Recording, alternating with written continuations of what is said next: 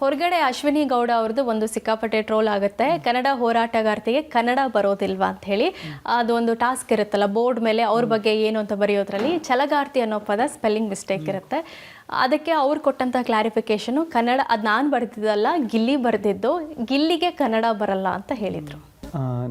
ಅದೇ ಈಗ ನಾನು ಬರ್ಕೊಟ್ಟಿದ್ದೀನಿ ಅಂದ ತಕ್ಷಣ ಅವರು ಅದು ಸರಿ ಮಾಡ್ಬೋದಿತ್ತೇನೋ ಅಂತ. ಈಗ ನಾನು ಬರ್ಕೊಟ್ಟಿದ್ದೀನಿ ಅಂದ ತಕ್ಷಣ ಈಗ ಅದು ಆ್ಯಕ್ಚುಲಿ ಈ ಒತ್ತು ಬರ್ತದಲ್ಲ ಮೇಡಮ್, ಅರ್ಕ ಒತ್ತು ತಪ್ಪಿತ್ತು. ನಾನು ಅರ್ಕ ಒತ್ತು ಸರಿ ಮಾಡಿದೆ. ಈ ಛಲಗಾರ್ತಿ ಬರುತ್ತಲ್ಲ, ಅರ್ಕ ಒತ್ತು ಸರಿ ಮಾಡ್ಬಿಟ್ಟು ಬಂದೆ ನಾನು. ಅದೇ ಮುಂಚೆನೇ ಅವರೇ ಸರಿಯಾಗಿ ಬರೆದ್ಬಿಟ್ಟಿದ್ರೆ ಅದು ತಪ್ಪೈತಿರಲ್ವೇನೋ ಅಂತ ಅಷ್ಟೇ. ಗಿಲ್ಲಿ ವೈಯಕ್ತಿಕವಾಗಿ ತುಂಬ ಟಾರ್ಗೆಟ್ ಮಾಡ್ತಾ ಇದ್ರು, ಅಂದರೆ ಹಲ್ ಸೆಟ್ಟು ವಿಗ್ ಅಂತ ಹೇಳಿ ಮಾತಾಡ್ತಿದ್ರು. ಅದು ಒಂದು ಕ್ಷಣಕ್ಕೆ ತಮಾಷೆ ಅನಿಸ್ತಿತ್ತು, ಆದರೆ ವೈಯಕ್ತಿಕವಾಗಿ ನನಗೆ ತುಂಬ ಬೇಜಾರಾಗಿದೆ ಅಂತ ಅಶ್ವಿನಿ ಅವ್ರು ಹೇಳಿದ್ದಾರೆ.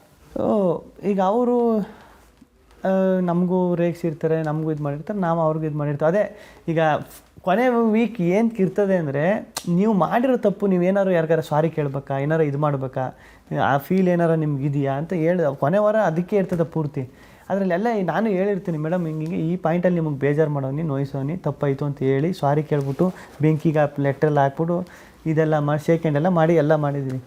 ಅಲ್ಲಿ ಮುಗೀತು. ಅವರು ಹೇಳ್ತಾರೆ, ನಿನಗೆ ನಾನು ಬೇಜಾರು ಮಾಡಿದ್ದೀನಿ, ಆಟದ ಬರದಲ್ಲೆಲ್ಲೋ ನಿನ್ನ ಕಾಲು ಎಳೆದಿದ್ದೀನಿ, ಇದು ಮಾಡಿದ್ದೀನಿ, ಜಗಳ ಆಡಿದ್ದೀನಿ ನಿನ್ನ ಜೊತೆ ಅಂತ ಅವರು ಹೇಳಿರ್ತಾರೆ. ಎಲ್ಲ ಈಕ್ವಲಾಗಿ ಇರ್ಬೇಕಾದ್ರೆ ಅದೇನು ಮೇಡಮ್.